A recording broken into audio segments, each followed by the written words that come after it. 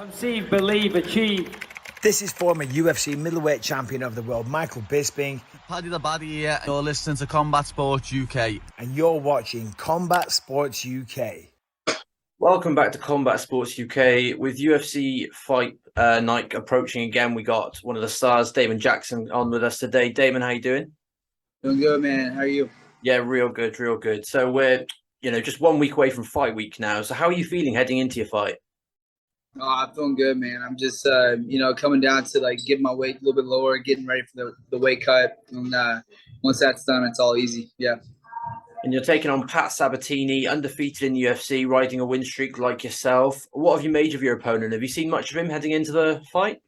Yeah, for sure. Definitely figured at some point we were going to fight just because he's on a streak, I'm on a streak, and then we're both, on, the featherweight and both wrestlers. So I figured at some point we were going to fight. And how have you prepared for him? Have you done anything differently heading into this one?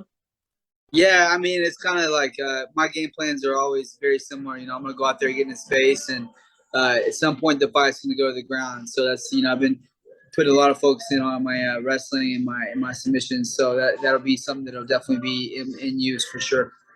And I've got to ask, after your last fight, you stated you would love to be on that Dallas card that took place. Obviously, that didn't pan out in the way that you wanted. Obviously, you have a connection with the city, everything about that. Is that something you'd still like to happen in the future, fighting on a Dallas card? Yeah, for sure. Next year when they come, or if they come next year, they should. But if they come next year, I want to be on the card for sure. So, they were actually going to come in at the beginning of June, so I was going to wait and fight on that card, and then when I found out they weren't coming, I just told my manager, I was like, hey, just book me on the first fight you can. And then after I had my fight booked, they came out and said they were coming to Dallas. So I would have waited, but it was just at the point where I already had my fight booked, and then it was 5 weeks away from 5 weeks in between, so it was going to be a tight fit anyways.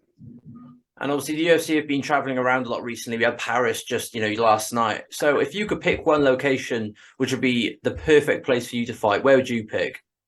In the world.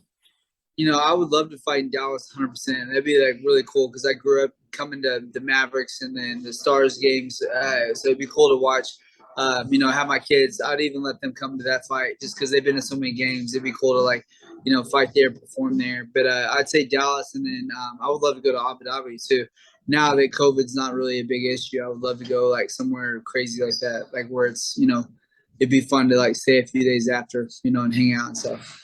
And let's just look at the featherweight division. It's arguably one of the best, most stacked divisions right now. What are your thoughts on the division from your own perspective? I mean, definitely, it's definitely stacked. It's it doesn't matter. Any weight class in the UFC they're killers, but it seems like there's definitely a lot of guys that are very well rounded in the weight class. So it's kind of like style matchups don't happen as much anymore. It's kind of just everyone's good everywhere. So you're gonna have to be game for wherever the fight goes. You gotta be ready. So definitely it's exciting that sport's going so much, but featherweights and lightweights are just even bantamweight, man. It's like these guys from 135 to 55. The technique is insane. The power is now there. Used to, you never see knockouts at 35, and now you see knockouts at 35 and 45, and you got to really worry about people. The way they're training now, it's just on another level. So it's really cool, really exciting. And we obviously cover a lot of British news on our site, and the UK scene has grown a lot recently. Leon Edwards obviously recently just won the belt as well. I'd love to just ask your opinion on Paddy Pimblett and Molly McCann. Obviously, they're the kind of showmans at the moment. I was just wondering, do you enjoy the showmanship side of fighting, or do you think it should be left just to the fighting? No. We're entertainers at the end of the day. It's I definitely think you can get caught up in it, and you can talk so much that you think that you're actually that good, or you think that you're actually training the right way. But at the end of the day, you gotta make sure you check yourself and make sure you understand that whatever you say, you gotta go out there and do. So Paddy, he's a little crazy right now. I think he's just he's young too, but he's got that really good energy that's hard to find. So I think that anyone that has that, you gotta let them loose and let them kind of talk their shit, do their craziness, and either he's gonna get put in his place and someone's gonna like check him, or he's gonna keep doing what he does and he'll be a champion. It's a lot like McGregor. I mean, he's not near as good as McGregor technique wise, but it's a lot like him where he's like coming in. He brings this big fan base and it's like so much energy. And I think it's smart of the UFC to like kind of let him come in and fight some of these guys that aren't as big names yet, because he's not really technical ready to fight the high level guys yet. But he brings attention to the sport, which is a plus for everybody. Absolutely, absolutely. Back to you now. Obviously, you've managed to stay active and consistent with your fights, and obviously we're only in September now. So, would you like to fight again before the year ends? Yeah, I would love to, man. And I never try to like look past the fight and look past my opponent or like what the like damage I might take, whatever.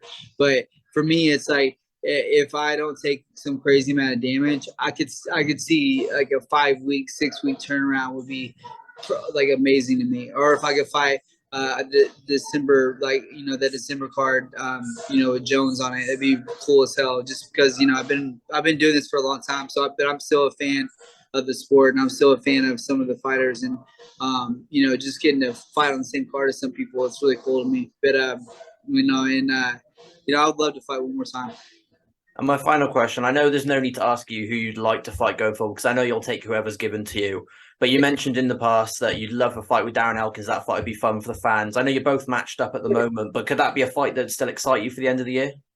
Oh yeah, man. Like the fights, it's kind of like at this point, like everyone that is like ahead of me, like in the top 10, top 15, like those kind of guys, everyone in that area is like they're hard fights. It's not like there's any easy fights. So like anytime that I get a hard matchup like Pat Sabatini, the kid's a freaking beast on the ground, and I get these hard matchups, it gets me excited to train and excited to like perform. And it's hard to get that whenever you're fighting someone that's like not a big name or not like a high level, somewhere, and you can take advantage of it. So it's like whenever you get someone in there that kind of scares you a little bit, it's it's exciting. So I would love to fight one more time this year and get someone in the top 15. And I want to go out there and finish Pat Sabatini and kind of shut everybody up. There's a lot of people there saying that I have no chance with this fight and that he's going to out control me. And I'm like, don't base it off my last fight. Because you base it off my last fight, then yeah, you can say whatever you want. But that's not who I am. You look at all my fights, like I'm a finisher. I look for those finishes the whole fight. And I just had a weird weight cut for that fight, and it won't ever happen again. I learned a lot from that. But I'm ready to go for September 17th, man. I'm excited, and Pat's got me training hard. I'm focused.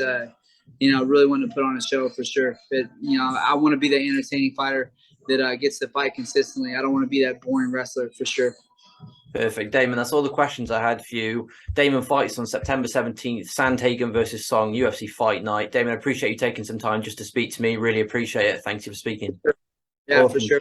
Thank you. Have a good day, man. Appreciate it.